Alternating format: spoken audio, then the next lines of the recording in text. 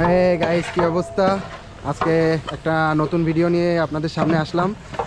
আর এখন সবসময় বরাবরই ফুটবল খেলার ভিডিও হয়, আজকে একটু ভিন্ন ভিডিও নিয়ে আপনাদের সামনে আসলাম। আর আজকে আপনাদের দেখাবো যে সব সময় মানে আপনারা যাকে খুবই চেনা পরিচিত মুখ, আপনাদের যৌনকর্মী যে খাট সামলায় আবার এদিকে মাঠ সামলায়, আজকে তাকে দেখুন। ও এই যে তুমি কি রান্না করতেছো? ও একটু পুরো মাল মাখাই দিয়ে তুমি পুরো কি রান্নতেছো? এটা হচ্ছে গরুর গোশের কালো ভুনা। তাহলে আপনারা বোঝেন যে ছেলেটা খাট সামলায়, মাঠ সামলায়, আবার হেসেল তুমি কিভাবে সামলাচ্ছ? আমি এগুলো আসলে এগুলো আসলে সামলাই, বুঝছেন? এগুলো না দিলে তো হবে না, একটা নিয়ে পড়ে থাকলে তো হবে না। হ্যাঁ, তুমি এরকম তুমি যে মাল্টি কানেক্টেড, মনে করো যে অলরাউন্ডার থাকতে হবে একদম। আসলে মাল্টি একটা প্রতিভা তুমি দেখাইছো। আর এই পাশে চর্বি তৌফিক, দেখুন চর্বি তৌফিক প্রস্তুত তার চর্বি দিয়ে রান্নার জন্য। এই দেখুন এখানে মুরগি রান্না হচ্ছে, সবটুকুই তার চর্বি দিয়ে রান্না হচ্ছে। ও ঠিক আছে, একদম। আর কিছু এক্সট্রা চর্বি যদি লাগে তাহলে এখানে রেখে দিছে।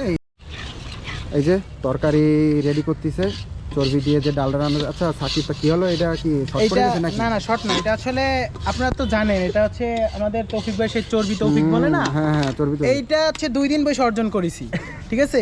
সার্জারি করে তারপরে একটু এতখানি বের হইছে। ও আচ্ছা, তারপর তার মানে কি মনে হচ্ছে যে এরপরে কি হবে? পারবে নাকি? ভালো খেলতে পারবে, কিছুটা আশা করা যায়।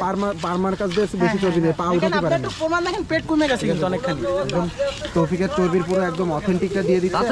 ও সমস্যা নেই, অরিজিনাল না, এমনি তাড়াতাড়ি গলে যাবে, সমস্যা নেই।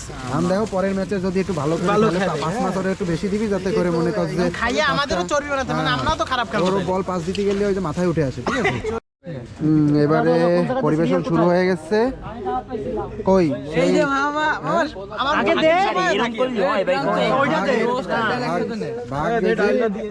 রোস্টার ডাইল দেওয়ার জন্য তৌফিক বেশি আগ্রহী, কারণ ওর চর্বি দিয়ে যে ডাইলটা বানানো হয়েছে ওটাই হচ্ছে সবার জন্য, ও খাওয়ানোর জন্য বেশি ইয়ে। আর এই যে leg piece, polio leg piece হচ্ছে আপনারা ভিডিওতে জিতুর ঠ্যাং সবাই বলে ডাকে, মামা কি অবস্থা, কোথায় যাব? জিতু দৌড়ে ডিস্ট্রিবিউট করতেছে। জিতুর লেগ পিস গুলো দিয়ে সব ডিস্ট্রিবিউট দাও এদিকে দাও না, জিতুর জন্য অবশ্যই এই বেটা মাল দে সাকিব, জিতুর জন্য অবশ্যই গোশের মনে করছে যে শ্বাসগুলো আছে ওগুলোর গিরে ঢুকতে হবে, কারণ সেদিন লাস্টে যেতে নেই। আর মাঝখানে একদিন 3-4 জায়গাতে ফুটো হয়ে গেল। এই তো ইতিমধ্যে CR7ও আমাদের মাঝামাঝি চলে আসছে। সে কিন্তু প্রথমেই লেগ পিসের জন্য। আর আমাদের সাথে আছে আরো লিও আবির, দুধ কলা। আজকে দুধ ডিম কলা ব্যতীত কিন্তু আজকে খাচ্ছে চর্বি, গরুর গোশ আর মুরগি গোশ, সবই হাই কোলেস্টেরল। শুধু ওই চর্বিটা কোনো সমস্যা নেই, কারণ চর্বিটা তৌফিকের গাতে ছিঁড়ে নেওয়া হয়েছে এর জন্য। পরে ধরে ফিরি না, CR7 কারোর জন্য অপেক্ষা করে না। না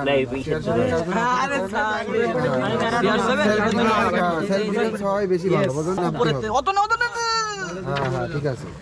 স্বাস্থ্য সচেতন দেখি আমরা চর্বিটা খেয়ে দেখি কেমন লাগে। চর্বিটা একদম তৌফিকের মেদ থেকে কাটা, একদম তলপেট থেকে কাটা। একটু সাইডে দিয়ে, নেক্সট সাইডে দিয়ে নোনতা ভাব আছে, কারণ তলপেট থেকে না, মুতের। আমরা এখন আবিরের সাথে কথা বলবো এবং আমরা জানতে চাবো যে এই দুধ ডিম ব্যতীত সে এই যে আজকে যে হাই কোলেস্টেরল খাবারটা খাচ্ছে, এটা খেয়ে তার কেমন অনুভূতি হচ্ছে, সে খেলাধুলায় কি আসলেই পরবর্তীতে ভালো পারফরমেন্স দেখাতে পারবে কিনা বিগত দিনের মতো, আমরা তার কাছে শুনে যাব। কালকে থেকে আমি ডায়েটে যাচ্ছি। আজকে এরকম একটা মানে হাই কার্ব খাবার খেয়ে নিচ্ছি, কালকে থেকে একদম শিওর ডায়েটে। আমদুর ডিম কলা ছাড়া কিন্তু কোনো কাহিনী হবে না। অবশ্যই আমদুর ডিম কলা খেতে হবে এবং এটা অবশ্যই আমার একটা রিভিউ আছে। বলো, এটা গোশ নাকি পাথর? এটা আমাদের কর্মী যখন রাঁধুনি হয়ে যায় তখন এরকম কি শক্ত না ওরে বলিছে যে আমি পানি ছাড়া আজকে রান্না তোমাদের দেখাবো, কারণ এটা স্বাভাবিক ব্যাপার। থাক আস্তে আস্তে বলিছে। ফাইনালি নিয়ে নিলাম আমার খাবারও। এখন খায় দেখতে হবে যে আসলে কর্মী আসলে কি করেছে। সবার রিভিউ তো ভালো পেলাম।